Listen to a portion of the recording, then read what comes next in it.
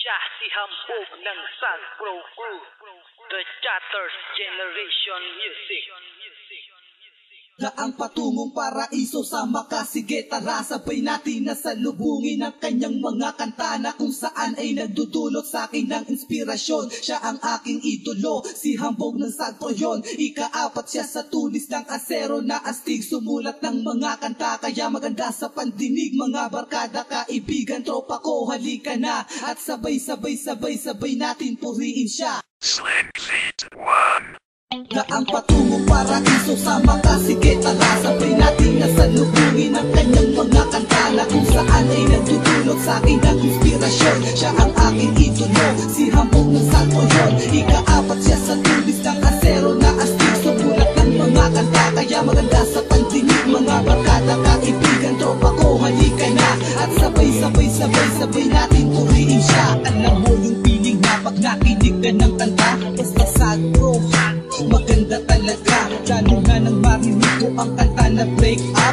Wala akong nasabi kung hindi i-thumbs up. At si hambog lang ng Sag Pro ang romantikong makata na kapag sumulat ng mga kanta patok sa masa. Alam nyo ba kung bakit? Kasi ganito nga ang mga kanta niya, kasi lahat sa puso nagmula. Kaya kung papakinggan mo, di ba ang sarap sa tenga na parang gusto mong kapisaduhin bawat letra. Yung feeling nakikilabutan ka sa kanta niya at minsan ay kikiligin ka pa sa love song niya. At ako ay natakuhan sa kanta na mas lalo, dahil doon ko lang nalaman na mali pala ako. Kasi akala ko noon ako lang malas sa mundo, pero hindi pala, nagkamali ako. Daang patungong paraiso sa makasige, tara sabay natin na salubungin ang kanyang mga kanta na kung saan ay nagdudulot sa akin ng inspirasyon. Siya ang aking idolo, si hambog ng Sag Pro yun. Ikaapat siya sa tulis ng asero na astig, sumulat ng mga kanta kaya maganda sa pandinig. Mga barkada, kaibigan, tropa ko, halika na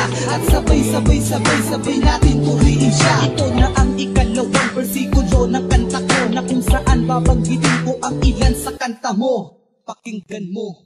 Kaibigang kapatid, kaibigan lang tapos, sinayang na pag-ibig, classmate at 22.